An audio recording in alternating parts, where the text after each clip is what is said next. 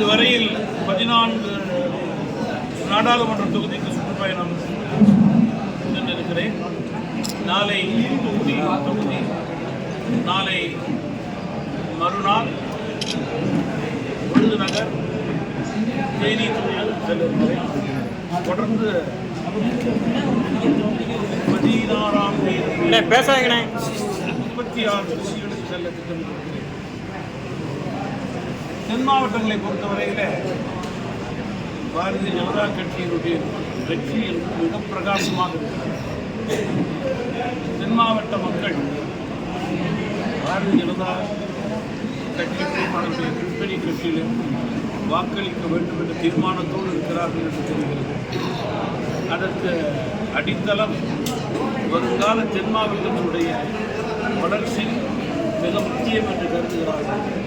அந்த முக்கியத்துவத்தை தென் மாவட்டங்களில் இருக்கிற தேசிய ஜனநாயக கூட்டணியினுடைய ஒத்த கருத்துடைய மத்திய அரசுடைய வேட்பாளர்கள் மட்டுமே அந்த முன்னேற்றத்தை செய்ய முடியும் என்று நம்புகிறார்கள். அதன் அடிப்படையிலேயே பாஜக கூட்டணிக்கு வாக்கு என்பதில் மாற்று கருத்து கிடையாது. வாக்காளர்கள் மிக தெளிவாக இருக்கிறார்கள்.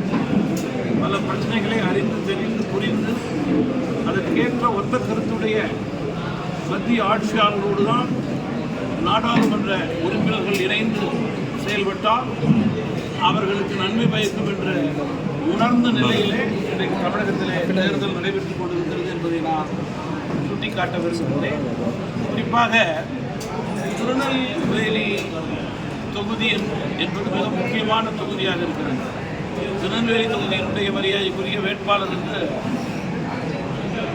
ஏற்கனவே சட்டமன்றத்தினுடைய தலைவராக பாஜக கட்சியிலே மூத்த தலைவராக மட்டுமல்லாமல் சட்டமன்றத்தின் மூலம் தென் மாவட்ட மக்களுடைய வளர்ச்சி, தன்னுடைய தொகுதி வளர்ச்சி என்று பார்க்காமல் தமிழகத்துடைய வளர்ச்சிக்காக பல்வேறு பிரச்சனைகளுக்காக குரல் கொடுத்து கொண்டிருப்பவர் என்பதை தமிழகம் நன்கு அறியும்.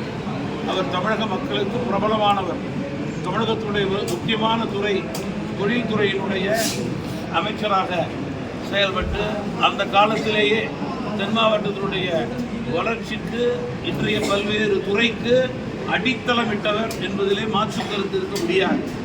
அத்தகைய அரசியல் பின்பலம் மட்டுமல்லாமல் பணியின் பின்பலம், மக்களுக்காக செய்த பணியின் பின்பலத்தின் அடிப்படையிலேயே இன்றைக்கு பிரதமர் அவர்களால் அடையாளம் காட்டப்பட்டு பாரதிய ஜனதா கட்சியினுடைய சட்டமன்ற உறுப்பினர், நாடாளுமன்ற உறுப்பினர் ஆக வேண்டும்.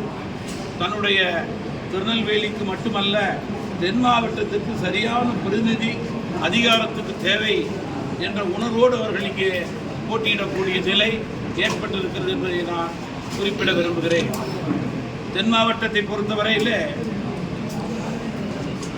நம்முடைய நயனார் நாகேந்திரன், அதேபோல் நம்முடைய மரியாதைக்குரிய பொன் ராதாகிருஷ்ணன் போன்றவருடைய வெற்றி என்பது வருங்காலங்களிலே தமிழகத்தினுடைய வளர்ச்சிக்கான வெற்றியாக இருக்கும் என்பதிலே மாற்றம் இருக்க முடியாது.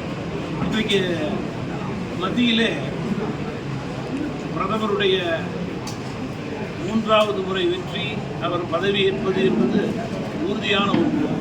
அதற்கு இந்திய மக்கள் தயார் நிலையிலே இருக்கிறார்கள். காரணம், நாட்டினுடைய பாதுகாப்பை அவர்களால் மட்டுமே உறுதி செய்து கொள்ள முடியும். அவர்கள் தலைமைதான் அதை உறுதி செய்து கொள்ள முடியும்.